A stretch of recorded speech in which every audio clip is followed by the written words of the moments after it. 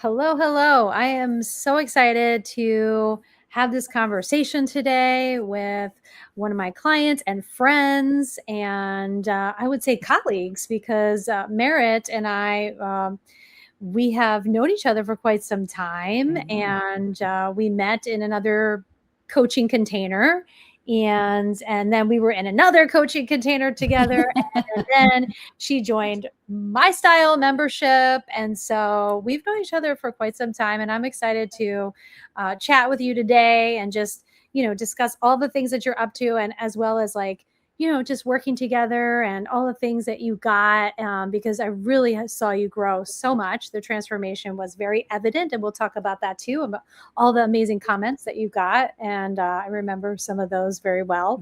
So before we get started, let's just hop right in. Merritt, do you want to share a little bit about who you are and what you do, and then we'll kind of get into the nitty gritty? Sure. Well, first of all, thank you for inviting me today. It's always a joy to connect with you, and we've known each other in so many different iterations and sort of dynamics as colleagues, as co-clients, and I've been your client, as you said, and friends. We were at a book club together. Yes, yes. So it's really, I'm honored, and it's always a joy to talk to you. So my name is Merritt. I am, among other things, I'm the founder of Master of One Coaching LLC. I'm a professional certified coach, and my primary focus is leaders and executives in entertainment and the arts. So people who are running movie studios, not-for-profit organizations that are arts focused, music producers, anybody who is sort of leading the cutting edge of culture and art and in an executive or leadership role. That is awesome. I don't know if you've seen have you seen that show, The Studio? I've kind of been obsessed with that. That's my client. Basically, that I've actually used that before. If anybody's wants to know who my client is, that guy. That guy is my client. That's who I thought of. Seth Rogen need in that role. He should call me. He should call you. Yeah, that show is so funny, and I very enjoyed watching it. Right. Yeah. So, okay, awesome. Well, let's talk about just maybe it was like 2 years ago, right? Where you were kind of at a pivotal point in your business and just thinking about your personal brand, professional brand.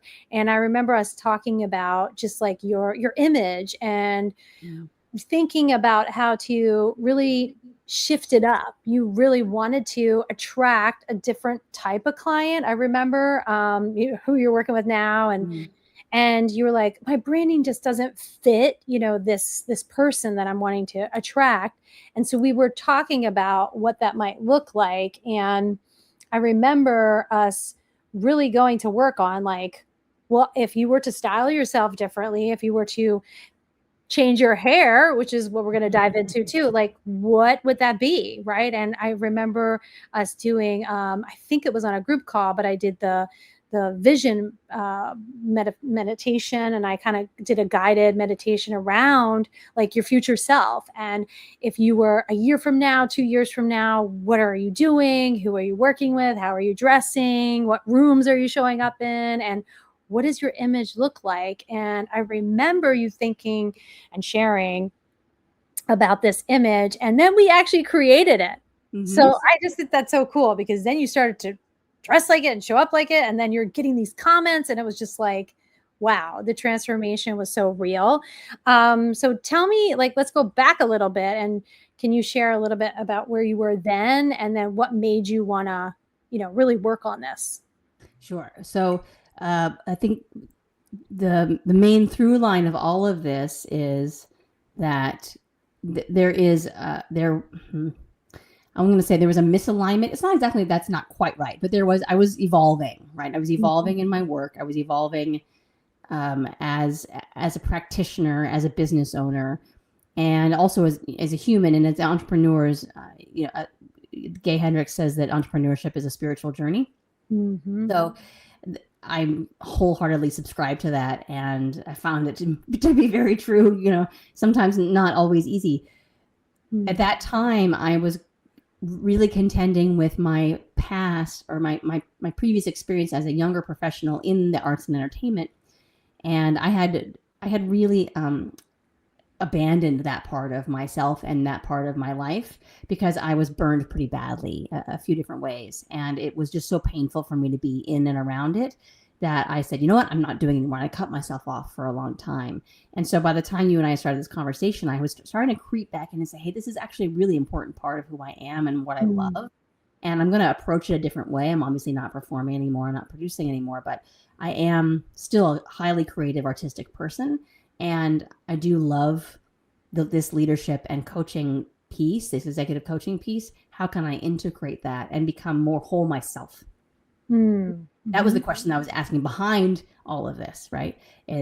So it wasn't just like oh, I think I want to do this someday and maybe I'll just reach for it and aspire for it and proof it'll happen, right? It was really more of an integration of pieces and a maturation and a healing. Not to get all like, woo-woo, but that's what it was, right? It was like I was healing broken pieces of myself and bringing them together to become more whole. And because I am a creative and artistic person, dress is really part of that. Style is really a big part of that. As is, as a business owner, we are also really, it's incumbent upon us to be clear about our messaging and be clear about our signal that we're sending out so that we have integrity in that, right? If it's not just aspirational, oh, I want to work with this person and then it'll magically happen. It's like there's something emerging in me that is responding to a call. How do I make that how do I come to terms with that on the inside, and then how do I express that so that I have integrity in who I am and how I show up and how I practice? Yes.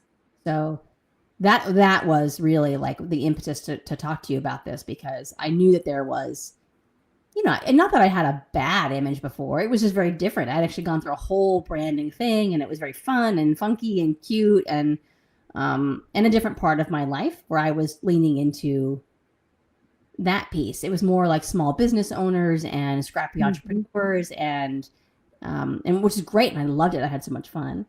And so it was just an evolutionary step. Yeah, I remember that.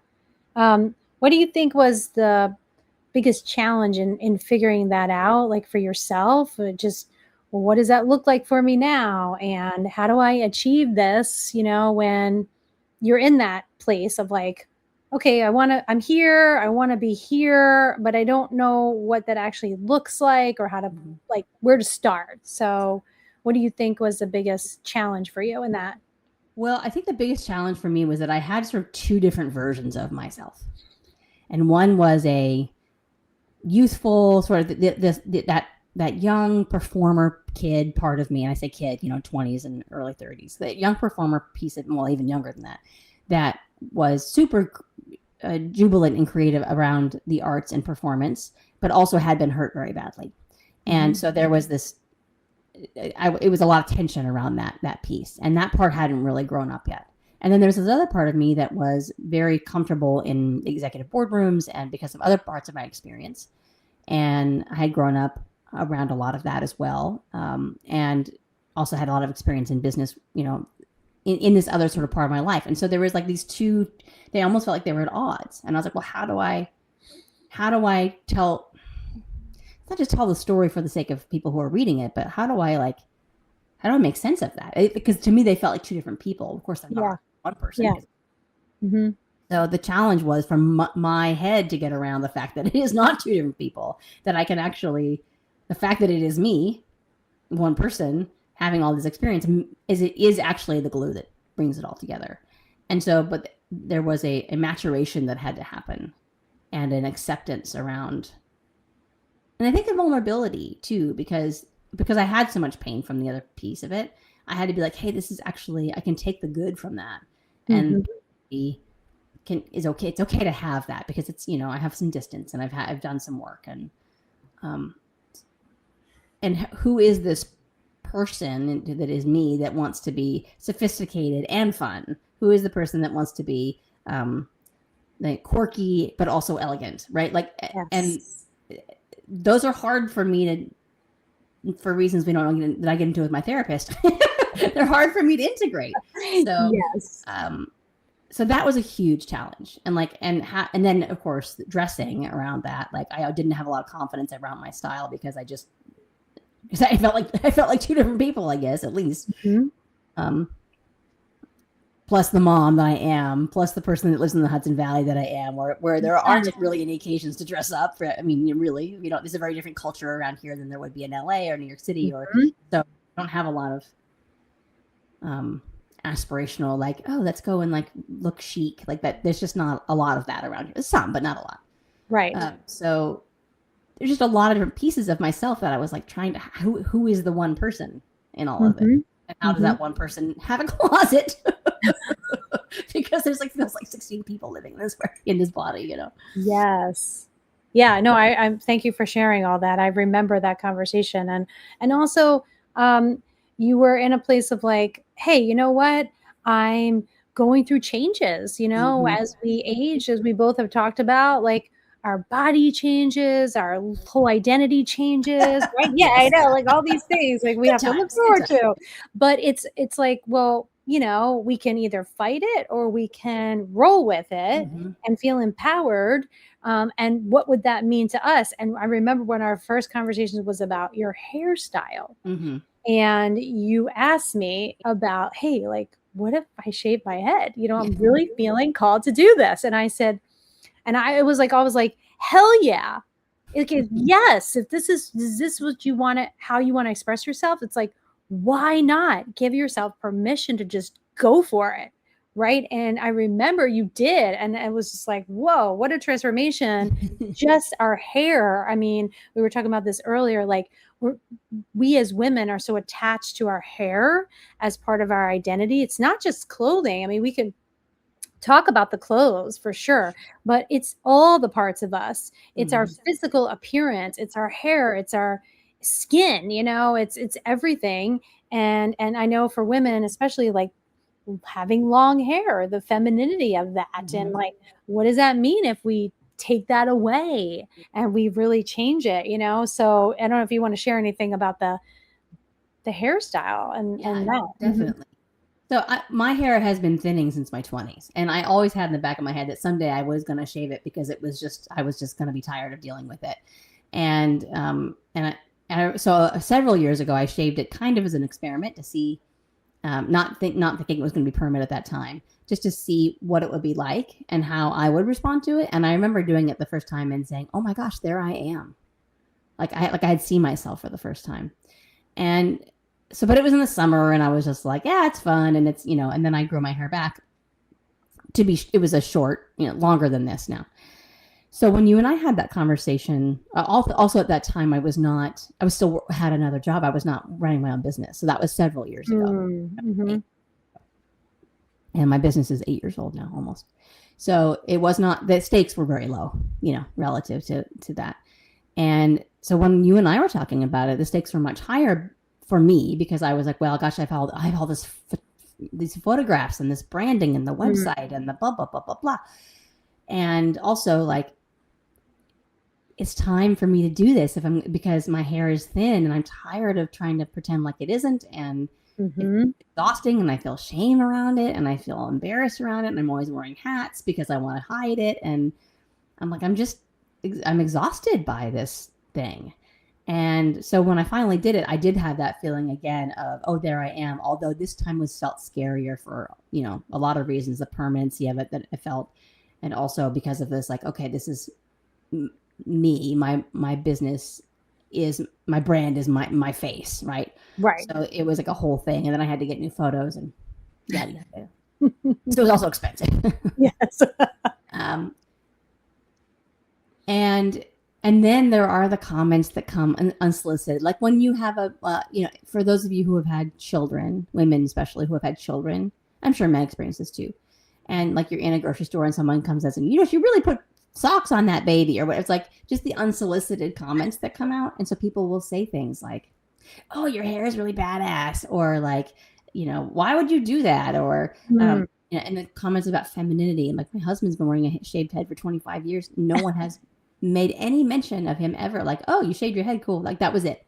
But for me, it's like strangers approach me and ask me questions about it and make comments about it, mostly positive or mostly well-meaning, but still, like, gosh, I really don't want to talk about my hair journey with a stranger when I'm sitting at the airport, like I don't thanks, but no.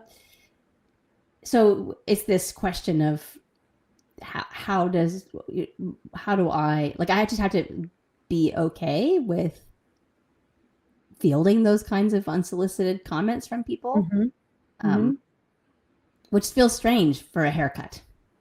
Yes. I mean, like, you wouldn't walk up to like some random woman who had just got her haircut, but you wouldn't know her and say, "Oh, your haircut's so." I mean, you might want to give somebody a compliment, but like, you wouldn't know if they had a haircut or not. Right. But from one day to the next. But for me, it's like, or for women, actually not just with me, but for women with their shaved head, I hear this a lot. Like, it's just a topic of conversation. Yeah. The double standard that we were talking about, how like women, we are judged for all these things. You're judged for being older. You're judged for cutting your hair. You're judged for not wearing makeup. You're too skinny. You're not skinny enough. It's like all these things, the pressure, right? And this is all part of our identity. So for you to really do it and own it and still, stand up to all these comments, whether they're positive or not, it's like, this is what you're like, I'm going through it because you know what, I'm going to own it. Like, this is who I am. And, I'm not going to back down or go backwards because I want to feel more accepted or, this is the thing that, like, it's very brave and courageous. And you're right. It's just hair. It's like, but why should it be brave like that? I mean, and I appreciate you saying that. Don't mean to dismiss it. Yeah. But like, yeah. But why does a haircut have to be brave? Yeah, exactly. You're right. Why does it? Really? I mean, because this is the society we live in, especially in the land of like Botox fillers. And I was just watching something about, a famous celebrity. I won't call her out, but she's all over right now, social media and TMZ and entertainment and all these things because she decided to get, a facelift surgery. And she wasn't planning on sharing it, but her ex put it out there. And so she had to own it. And it's like, that was her choice, It's her choice. And also when you're in that industry, your work depends on how you look. It absolutely does. So if she feels like she's going to get more work because she looks younger or more youthful, I mean, but this is the things that we're not even like there yet. It's 2026. And we're nowhere near accepting things. So, and I want to also call out, like, most of the time, I don't care. Yeah. Most of the time, I don't. But I am a human being, and sometimes I do, and sometimes I do think about it, and so I appreciate all the comments that I got, and from you, and from a lot of people, and my husband included. Were like, "Oh, you're a badass for and I did feel that way too. I do feel that way. And still now, I'm have a little bit of hair because I'm thinking about maybe just keeping it this way, but it's still pretty thin, and I'm say it like straight out, like I'm self-conscious about it, so I'm not sure. And that's okay. I guess I'm more comfortable in the discomfort now. Like, I don't. Yeah. It doesn't throw me as much as it used to. Right. Exactly. No, thank you for sharing all that.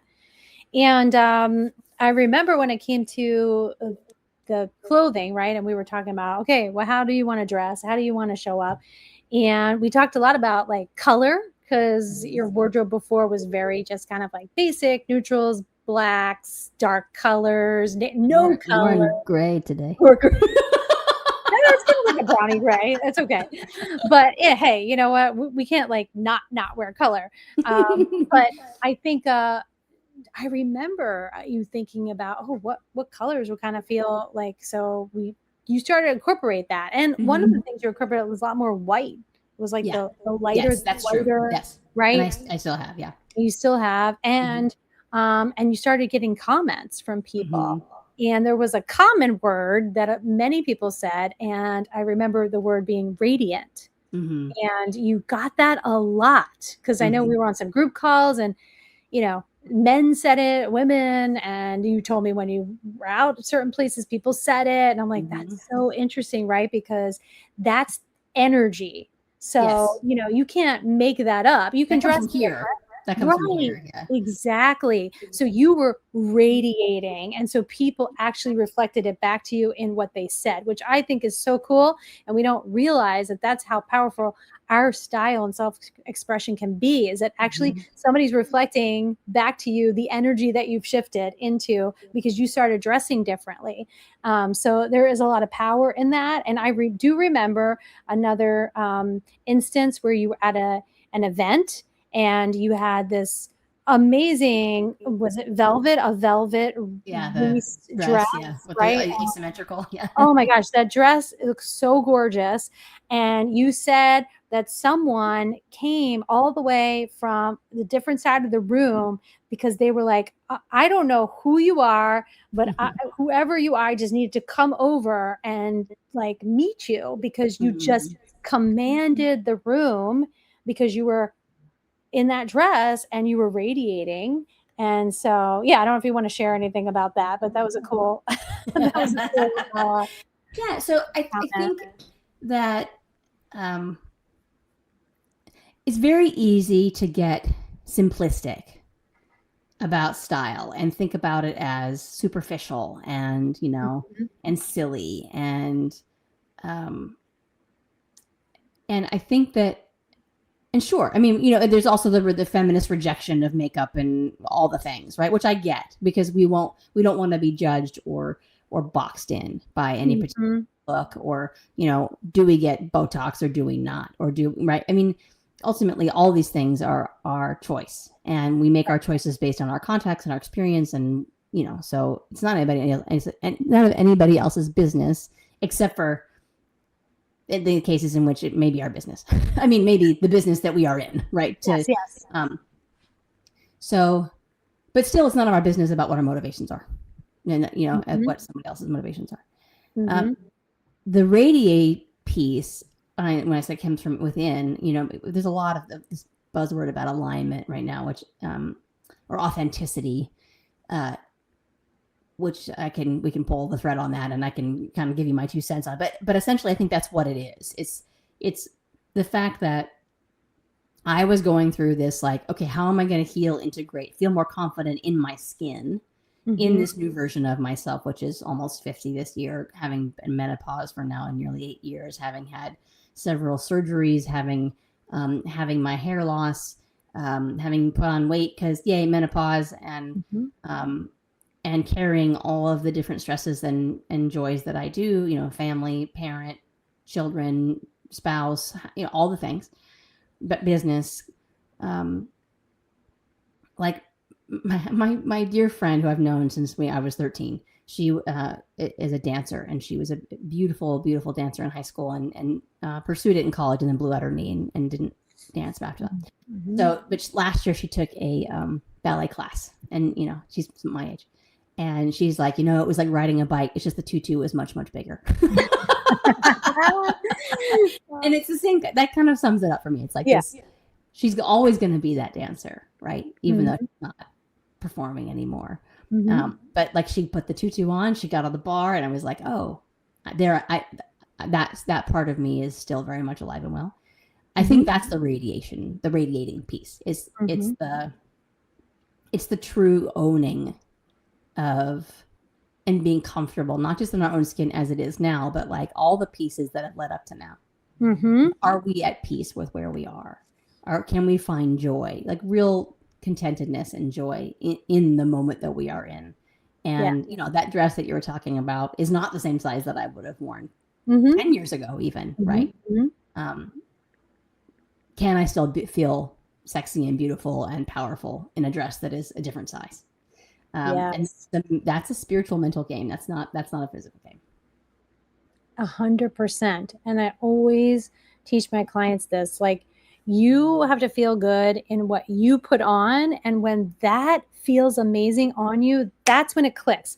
Mm-hmm. That's why it can happen very fast because we all know when we put on something like where we look good and we really look in the mirror at ourselves and we say, wow, I feel amazing. I look amazing. Like you actually Mm-hmm. own that. That's what, when you go out in the world, people feel that. Yeah. It's not, oh, she looks trendy. She looks, whatever, sexy.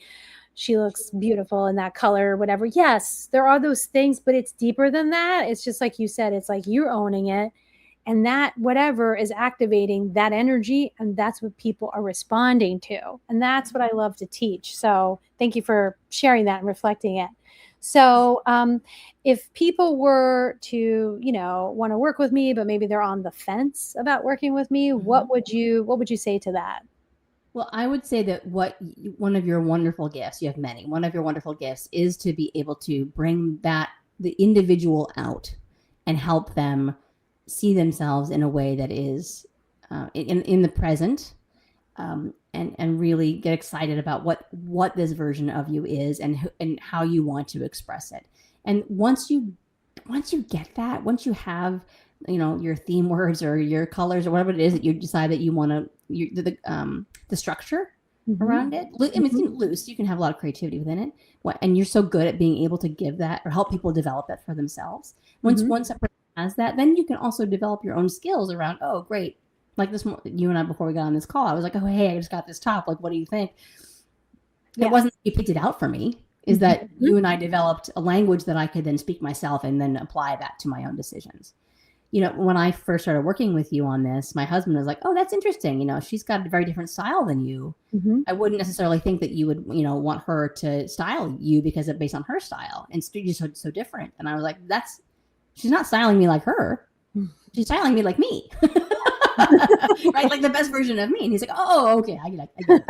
And then as he witnessed, right, me purging my closet. Now, you don't have to purge your closet. I just happen to have a little bit of a fetish around my closet. So so I did that a couple times, right? You and I went through that. I do like to shop, but you don't have to do that in this process that you offer. You can curate, you can be thoughtful and make meaningful decisions, a little bit at a time, shop your own closet, thrift. Like, you don't have to do what I did, which is, a little more extreme. But anyway, he witnessed this and went, oh, I see you emerging. It's like you are coming online in a different way because you see yourself differently. But it's not like like I said, it's not, I'm a different person. It's just the things that I believe to be true about myself deep in my soul, I was able to state out. You were able to create exercises and a container in which I was say, I can state this. I know it's true about me. And I know this is how I see myself kind of deep within, through the layers of all the judgment and all the cultural blah, blah, blah, and all the misogyny and all the whatever, all of that, like, through, and the internalized stuff too, the internal judgment that I've made about myself, or the decisions that I've made that were, false. They were false beliefs I had about myself. That was able to, that true piece of me was able to come forth and be like, okay, it's time just to really let this out and let this be seen. And it wasn't scary anymore. Like, once I was able to actually to have a safe place to say, yes, this is who I know I am. Yeah. And so I want to express myself, and which you do so well. You create that space so well. Then it wasn't scary anymore. It was, and now it's not scary at all. Now I just like, oh, yay, shopping. I have a great time. I know exactly what I'm looking for. That's the thing I saw really was like, before, you maybe felt like, I don't know what this is, and I don't know where I should shop and what fits me and all the things. And now I see you having a lot more fun with just finding clothes that you like. And you're like, oh my gosh, now I know like how I want to, express myself. And you're able to find those things. And that's the tool, right? That this can be something you can learn, right? And you can do it on your own. Like, I love to empower people like that. So thank you for sharing that. And thank you for this conversation. This has been so great. Oh, thank you. I want to say one other thing, which I think there are traps that can be fallen into when people say, oh, you shouldn't wear a big, based on your skin tone or based on your personality or based on your energy or your aura or whatever, you shouldn't wear this pattern. You shouldn't. I think that is, I'm not saying I want to dismiss all of that, because there's some value in some of that. And I have had my colors done by a colorist, and it was wonderful, and it does help me too. Yeah. So I've added that layer in. But but ultimately, like, some other people might say, some other experts might say, oh, because based on your skin tone and your whatever, you should have this medium-sized pattern and you should wear the pastels and you should, and I don't feel good in those things. I was like, but I didn't feel like me. Like, Exactly. so then I was like painting on something that was like, ugh, I actually felt worse because somebody else was giving me a prescription. Right. And so that is the opposite of what you do. And Exactly. you create, your process creates the space to, not just the space, but the platform, the foundation to be able to say, hey, actually, I love feeling good in my body. I love feeling good in my clothes. I love feeling good in this, in this version of me 7.0 or whatever it is. Exactly. We change over time. It's normal, like, for us to evolve. And so does our style. Mm-hmm. Thank you for sharing all that. Yeah, you bet. This is so good. So, how can people find you if they wanted to get in touch, or they need your help, your guidance, or they know somebody like we talked about earlier? Just like the studio, if you know somebody like that, you got to contact Merritt. So, how do they find you? The best place is masterofonecoaching.com. So you can see it down there in my header, masterofonecoaching.com. And you can book a call with me and we can chat about what you like to do. It's all about, it's actually, it's a very similar approach to what you do, right? It's not about being one kind of leader or executive. And, creative people need to stretch, they need to grow, they need a challenge. And so we find the ways that you can be your most empowered leadership self, your leader self, in the roles that you want to create for you. And that's where you can shine. Excellent. I love it. And yeah, we both help people shine in that different ways, right? I hope so. Yeah. So thank you again, Merritt, and I appreciate you. And for anyone who wants to reach out, you can find me stylesharp.com or anywhere on my social media, Tavia Sharp or Style Sharp. So thanks again for listening, and see you next time. Bye, everyone. Bye.